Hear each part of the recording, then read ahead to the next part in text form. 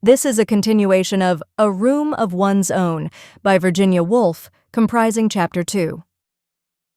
Chapter 2. The scene, if I may ask you to follow me, was now changed. The leaves were still falling, but in London now, not Oxbridge, and I must ask you to imagine a room, like many thousands, with a window looking across people's hats and vans and motor cars to other windows, and on the table inside the room a blank sheet of paper on which was written in large letters, "Women and Fiction," but no more. The inevitable sequel to lunching and dining at Oxbridge seemed, unfortunately, to be a visit to the British Museum. One must strain off what was personal and accidental in all these impressions, and so reach the pure fluid, the essential oil of truth. For that visit to Oxbridge and the luncheon and the dinner had started a swarm of questions. Why did men drink wine and women water? Why was one sex so prosperous and the other so poor? What effect has poverty on fiction? What conditions are necessary for the creation of works of art?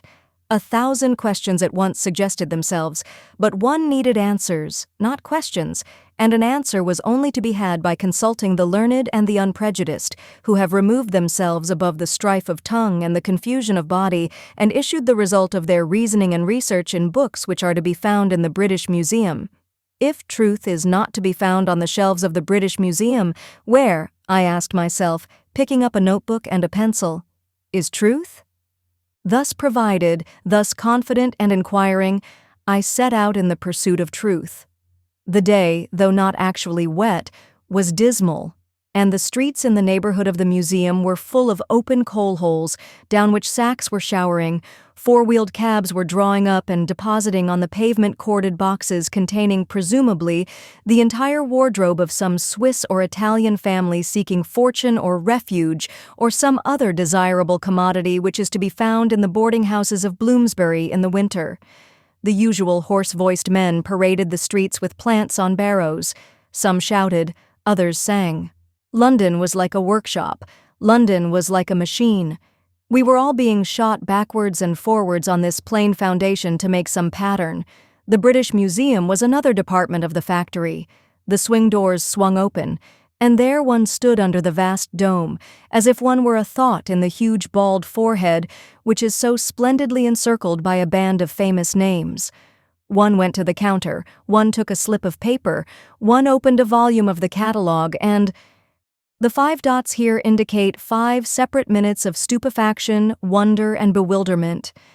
Have you any notion how many books are written about women in the course of 1 year? Have you any notion how many are written by men? Are you aware that you are perhaps the most discussed animal in the universe?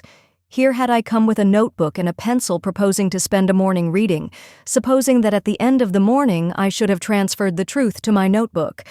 But I should need to be a herd of elephants, I thought, and a wilderness of spiders, desperately referring to the animals that are reputed longest lived and most multitudinously eyed, to cope with all this. I should need claws of steel and beak of brass even to penetrate the husk.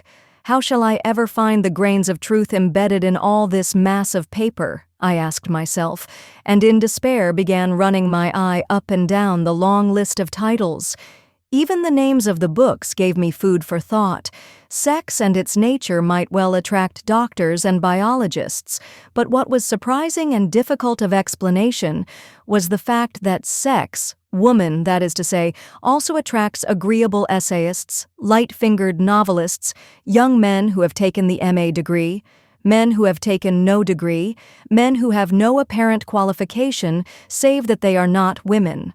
Some of these books were, on the face of it, frivolous and facetious, but many, on the other hand, were serious and prophetic, moral and hortatory.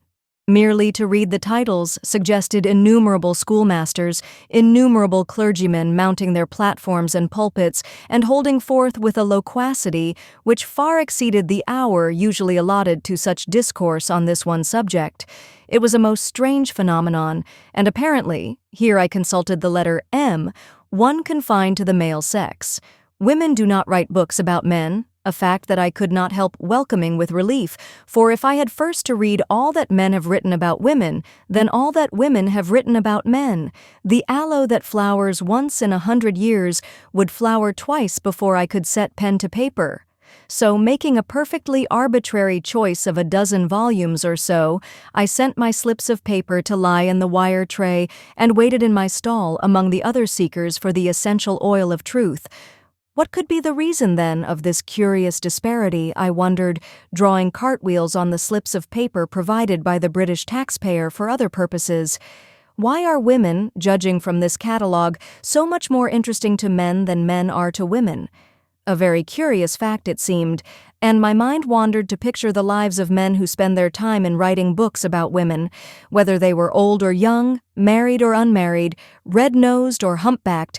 Anyhow, it was flattering, vaguely, to feel oneself the object of such attention, provided that it was not entirely bestowed by the crippled and the infirm. So I pondered until all such frivolous thoughts were ended by an avalanche of books sliding down onto the desk in front of me. Now, the trouble began. The student who has been trained in research at Oxbridge has no doubt some method of shepherding his question past all distractions till it runs into its answer as a sheep runs into its pen. The student by my side, for instance, who was copying assiduously from a scientific manual, was, I felt sure, extracting pure nuggets of the essential ore every 10 minutes or so. His little grunts of satisfaction indicated so much. But if, unfortunately, one has had no training in a university, the question, far from being shepherded to its pen, flies like a frightened flock hither and thither, helter-skelter, pursued by a whole pack of hounds.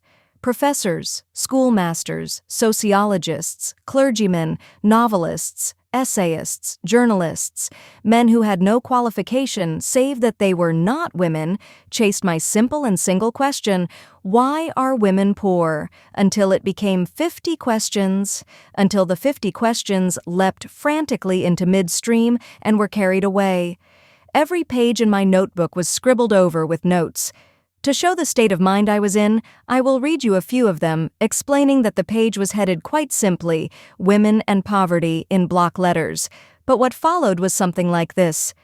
Condition in Middle Ages of, habits in the Fiji Islands of, worshipped as goddesses by, weaker in moral sense than, idealism of, greater conscientiousness of, South Sea Islanders, age of puberty among, attractiveness of, offered as sacrifice to, small size of brain of, profounder subconsciousness of, less hair on the body of, mental, moral, and physical inferiority of, love of children of, greater length of life of, weaker muscles of, strength of affections of, vanity of, higher education of, Shakespeare's opinion of, Lord Birkenhead's opinion of, Dean Inge's opinion of, La Bruyere's opinion of, Dr. Johnson's opinion of, Mr. Oscar Browning's opinion of.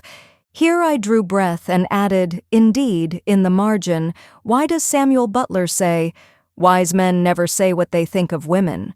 Wise men never say anything else, apparently.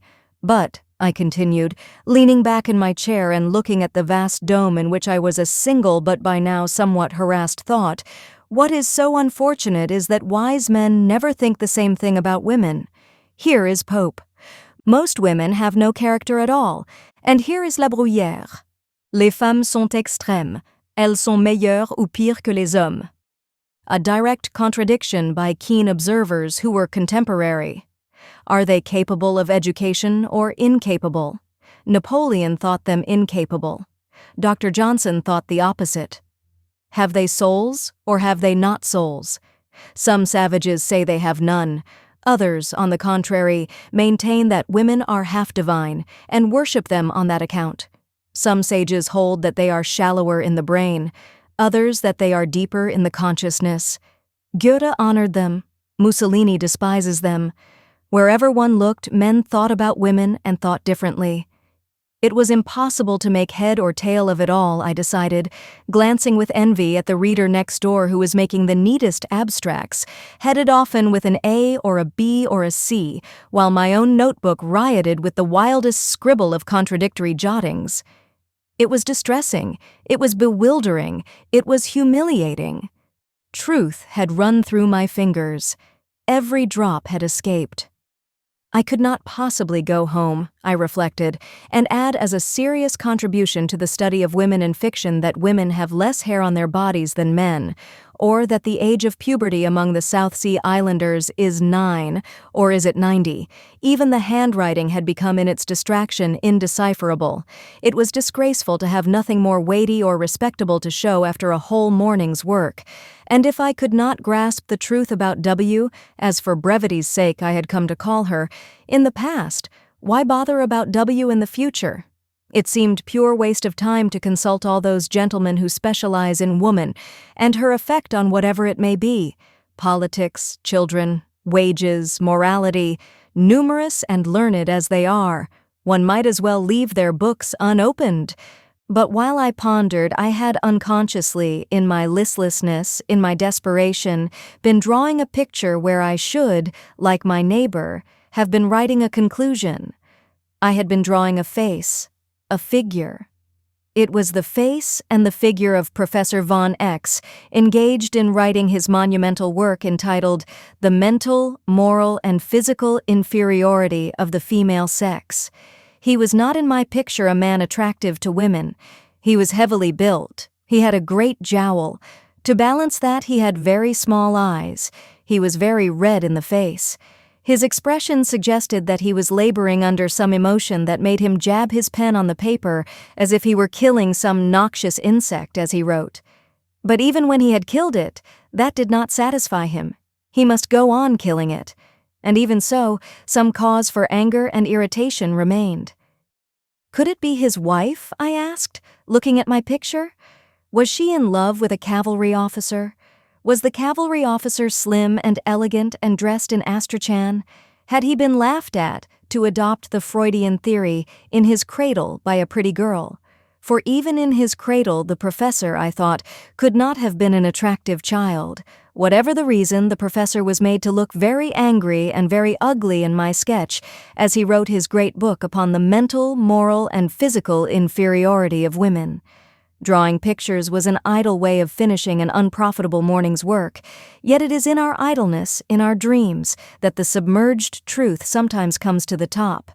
A very elementary exercise in psychology, not to be dignified by the name of psychoanalysis, showed me, on looking at my notebook, that the sketch of the angry professor had been made in anger. Anger had snatched my pencil while I dreamt. But what was anger doing there? Interest, confusion, amusement, boredom.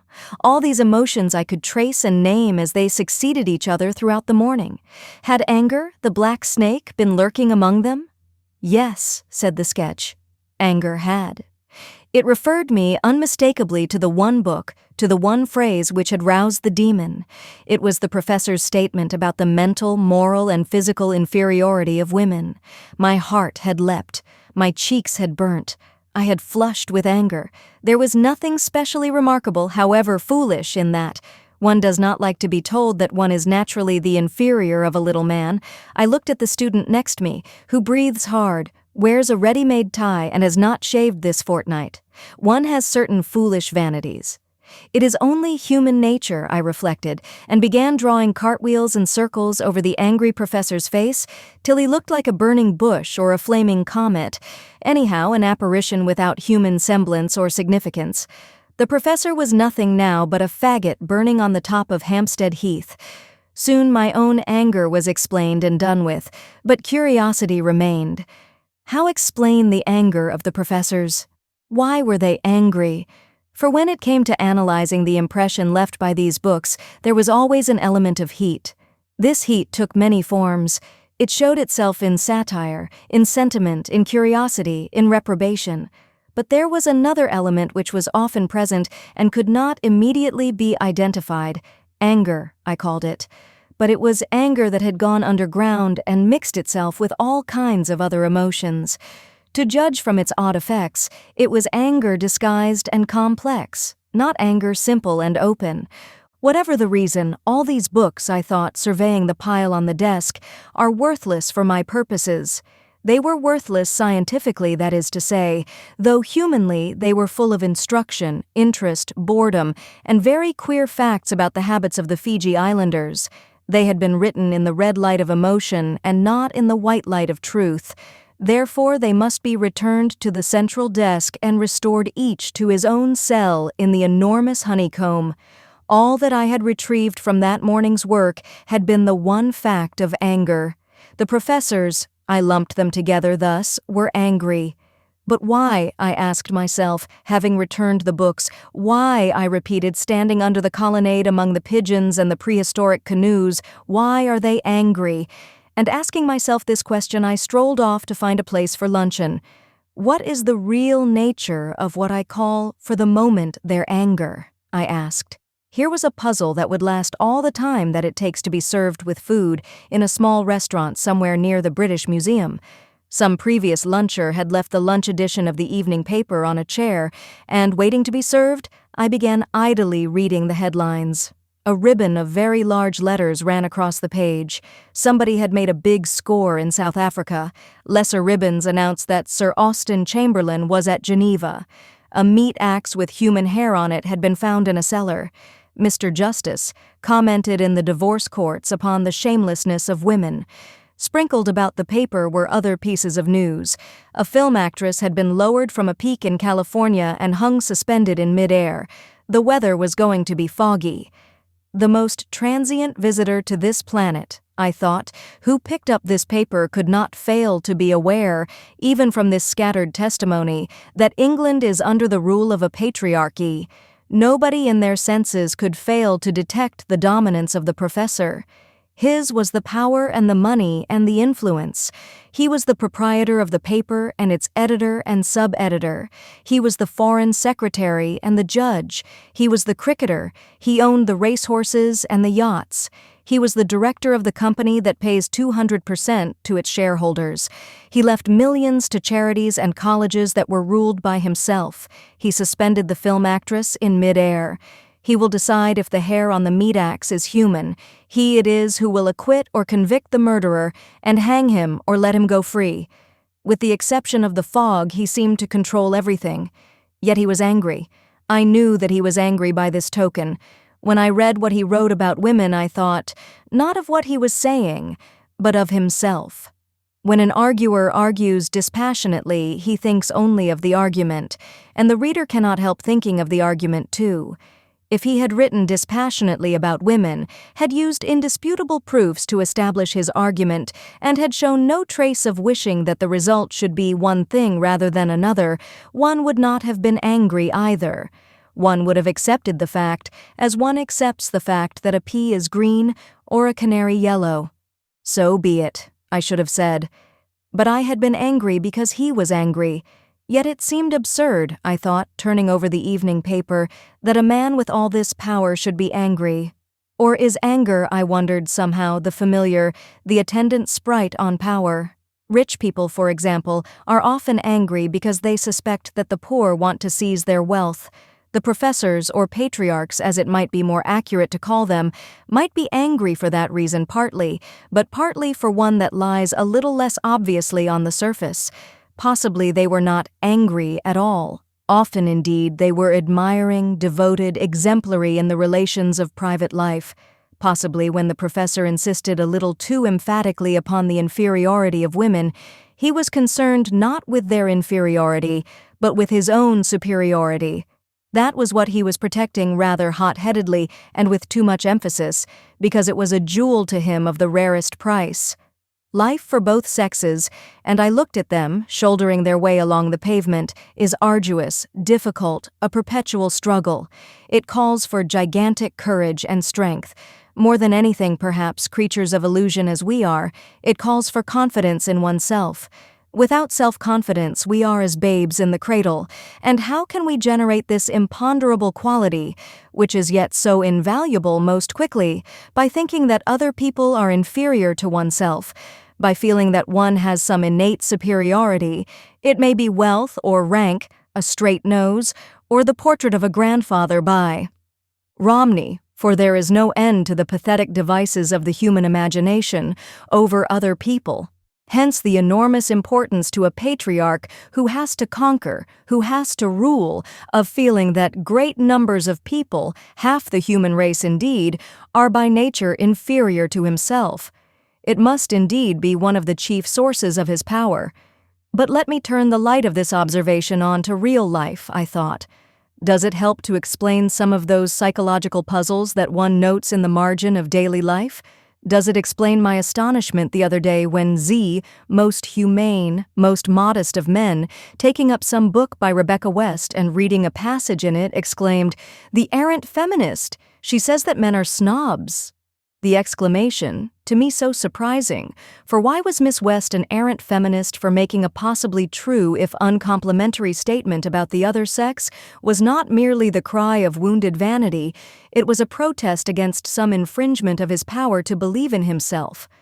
Women have served all these centuries as looking glasses possessing the magic and delicious power of reflecting the figure of man at twice its natural size. Without that power, probably the earth would still be swamp and jungle. The glories of all our wars would be unknown. We should still be scratching the outlines of deer on the remains of mutton bones and bartering flints for sheepskins, or whatever simple ornament took our unsophisticated taste. Supermen and fingers of destiny would never have existed. The Czar and the Kaiser would never have worn crowns or lost them. Whatever may be their use in civilized societies, mirrors are essential to all violent and heroic action. That is why Napoleon and Mussolini both insist so emphatically upon the inferiority of women, for if they were not inferior, they would cease to enlarge. That serves to explain in part the necessity that women so often are to men. And it serves to explain how restless they are under her criticism, how impossible it is for her to say to them, "This book is bad, this picture is feeble," or whatever it may be, without giving far more pain and rousing far more anger than a man would do who gave the same criticism. For if she begins to tell the truth, the figure in the looking-glass shrinks. His fitness for life is diminished. How is he to go on giving judgment, civilizing natives, making laws, writing books, dressing up and speechifying at banquets, unless he can see himself at breakfast and at dinner at least twice the size he really is? So I reflected, crumbling my bread and stirring my coffee, and now and again looking at the people in the street. The looking-glass vision is of supreme importance because it charges the vitality, it stimulates the nervous system. Take it away and man may die, like the drug fiend deprived of his cocaine. Under the spell of that illusion, I thought, looking out of the window, half the people on the pavement are striding to work. They put on their hats and coats in the morning under its agreeable rays. They start the day confident, braced, believing themselves desired at Miss Smith's tea party. They say to themselves as they go into the room, "I am the superior of half the people here," and it is thus that they speak with that self-confidence, that self-assurance, which have had such profound consequences in public life and lead to such curious notes in the margin of the private mind. But these contributions to the dangerous and fascinating subject of the psychology of the other sex, it is one, I hope, that you will investigate when you have 500 a year of your own, were interrupted by the necessity of paying the bill. It came to 5 shillings and 9 pence. I gave the waiter a 10-shilling note and he went to bring me change. There was another 10-shilling note in my purse. I noticed it, because it is a fact that still takes my breath away, the power of my purse to breed 10-shilling notes automatically. I open it, and there they are. Society gives me chicken and coffee, bed and lodging, in return for a certain number of pieces of paper which were left me by an aunt, for no other reason than that I share her name. My aunt, Mary Beaton, I must tell you, died by a fall from her horse when she was riding out to take the air in Bombay. The news of my legacy reached me one night, about the same time that the act was passed that gave votes to women. A solicitor's letter fell into the postbox, and when I opened it, I found that she had left me £500 a year forever. Of the two, the vote and the money I own, seemed infinitely the more important. Before that, I had made my living by cadging odd jobs from newspapers, by reporting a donkey show here or a wedding there. I had earned a few pounds by addressing envelopes, reading to old ladies, making artificial flowers, teaching the alphabet to small children in a kindergarten. Such were the chief occupations that were open to women before 1918. I need not, I am afraid, describe in any detail the hardness of the work, for you know perhaps women who have done it, nor the difficulty of living on the money when it was earned, for you may have tried. But what still remains with me as a worse infliction than either was the poison of fear and bitterness which those days bred in me. To begin with, always to be doing work that one did not wish to do, and to do it like a slave, flattering and fawning, not always necessarily perhaps, but it seemed necessary and the stakes were too great to run risks. And then the thought of that one gift which it was death to hide, a small one but dear to the possessor, perishing and with it myself, my soul, all this became like a rust eating away the bloom of the spring, destroying the tree at its heart. However, as I say, my aunt died, and whenever I change a 10-shilling note, a little of that rust and corrosion is rubbed off, fear and bitterness go. Indeed, I thought, slipping the silver into my purse, it is remarkable, remembering the bitterness of those days, what a change of temper a fixed income will bring about. No force in the world can take from me my £500. Food, house, and clothing are mine forever. Therefore, not merely do effort and labor cease, but also hatred and bitterness. I need not hate any man. He cannot hurt me. I need not flatter any man. He has nothing to give me. So imperceptibly, I found myself adopting a new attitude towards the other half of the human race. It was absurd to blame any class or any sex as a whole. Great bodies of people are never responsible for what they do. They are driven by instincts which are not within their control. They too, the patriarchs, the professors, had endless difficulties, terrible drawbacks to contend with. Their education had been in some ways as faulty as my own. It had bred in them defects as great. True, they had money and power, but only at the cost of harboring in their breasts an eagle, a vulture, forever tearing the liver out and plucking at the lungs, the instinct for possession, the rage for acquisition, which drives them to desire other people's fields and goods perpetually, to make frontiers and flags, battleships and poison gas, to offer up their own lives and their children's lives. Walk through the Admiralty Arch, I had reached that monument, or any other avenue given up to trophies and cannon, and reflect upon the kind of glory celebrated there, or watch in the spring sunshine the stockbroker and the great barrister going indoors to make money and more money and more money, when it is a fact that £500 a year will keep one alive in the sunshine. These are unpleasant instincts to harbor, I reflected. They are bred of the conditions of life. Of the lack of civilization, I thought, looking at the statue of the Duke of Cambridge, and in particular at the feathers in his cocked hat, with a fixity that they have scarcely ever received before. And as I realized these drawbacks, by degrees fear and bitterness modified themselves into pity and toleration, and then, in a year or two, pity and toleration went, and the greatest release of all came, which is freedom to think of things in themselves. That building, for example, do I like it or not? Is that picture beautiful or not? Is that, in my opinion, a good book or a bad?